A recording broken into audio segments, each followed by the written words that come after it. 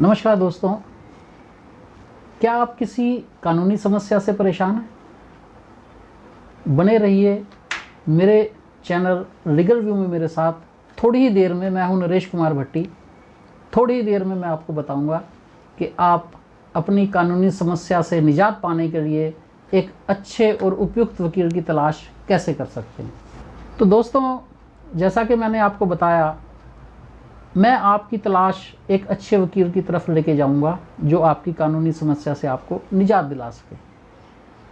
आज की वीडियो में बहुत कम से कम शब्दों में मैं आपको ये बताना चाहता हूँ कि इसके लिए सबसे पहले आपको अपनी समस्या के बारे में थोड़ा सोचना होगा।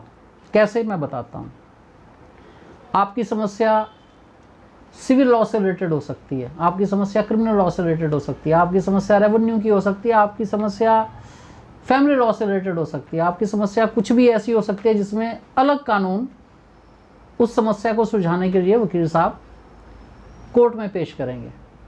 अब इसके लिए क्या है, आपको सबसे पहले ये देखना होगा, अगर आपकी समस्या सिविल लॉ से रिलेटेड है, मीन्स दीवानी, आपको सबसे पहले ये देखना होगा कि आपकी जो दीवानी की समस्या है उसमें कितना पैसा आपका दांव पर लगा हुआ है। जैसे कि मैं आपको एग्जाम्पलीफाई करता हूँ, मैं उदाहरणार्थ आपको बताना चाहूँगा।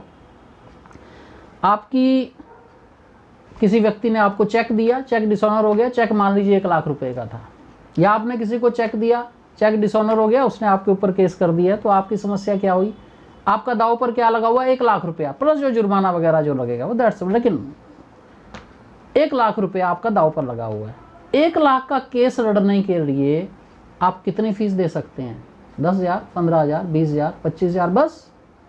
अब आपका मान लीजिए ये जो मैटर है, लगा तो इसमें दांव पर 1 लाख रुपया है, और आपने जिस तरीके से केस को हैंडल किया, पता चला आपके तो 2 लाख रुपए लग गए फीस के।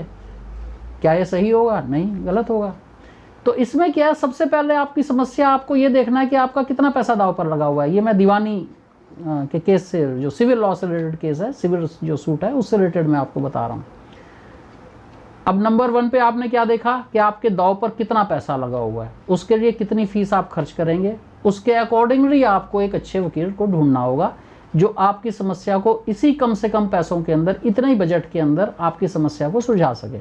नंबर 2, सिविल लॉ की ब्रांचेज हैं, रेवेन्यू भी हो गया, फैमिली लॉ हो गया, लेकिन इसके अंदर क्या है कि अगर मान लीजिए आपका मैटर क्रिमिनल लॉ से रिलेटेड है। अब क्रिमिनल लॉ में कोई ऐसा तरीका नहीं है हमारे पास जिसमें मैं आपको ये बता सकूं कि आप अपनी समस्या को जांचिए। अब आप बोलिए जी ये चार्ज लगा हुआ है, वो चार्ज लगा हुआ है, चार्ज छोटा भी हो सकता है, चार्ज कॉग्निजेबल हो सकता है, चार्ज नॉन कॉग्निजेबल हो सकता है, कोई भी चार्ज हो सकता है। अब उसका निर्धारण कैसे करेंगे आप? उसके लिए 2 तरीके हैं।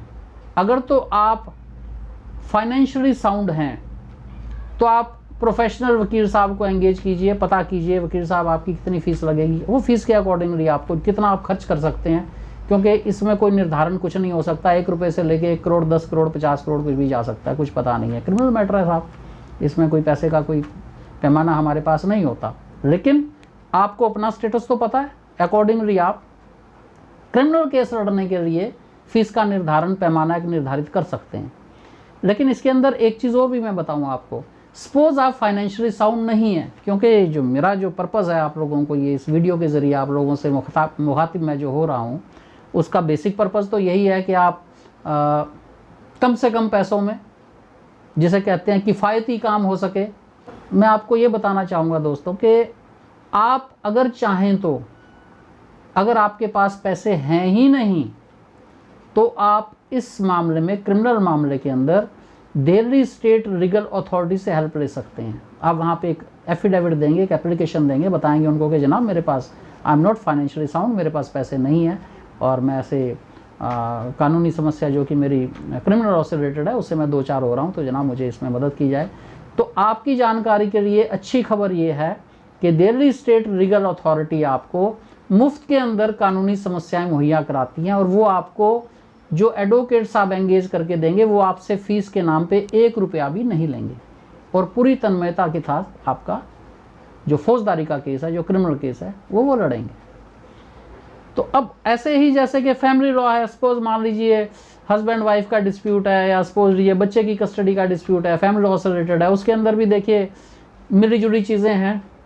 कई जगह आप अंदाज़ा लगा सकते हैं कि मैं इतना पैसा इसमें लगाऊंगा, इससे ज़्यादा नहीं लगेगा। कई जगह ऐसा होगा कि आपको लंबा खींचेगा मामला, पता नहीं चलेगा फिर, तो आप अंदाजन एक अपना बजट का निर्धारण कर सकते हैं। तो जनाब ये रहा सिविल और क्रिमिनल, मीन्स इसके अंदर आपको दो चीज़ें देखनी होंगी कि आपका दांव पर क्या लगा हुआ है और आपका अपना स्टेटस क्या है। अपने स्टेटस के मुताबिक आप और कानूनी समस्या पे क्या दांव पर लगा है, इसके मुताबिक आपको ये निर्धारण करेंगे कि मेरा बजट इतना है, इतने पैसे में खर्चूंगा या खर्च सकता हूँ। अकॉर्डिंगली आप ये जब आप इस चीज़ का निर्धारण कर लें तो उसके बाद आप चलिए वकील साहब की तलाश में। मैं आपको अगली वीडियो में जल्दी बताने वाला हूँ कि अब आपकी वकील साहब की तलाश कैसे पूरी होगी। Thank you.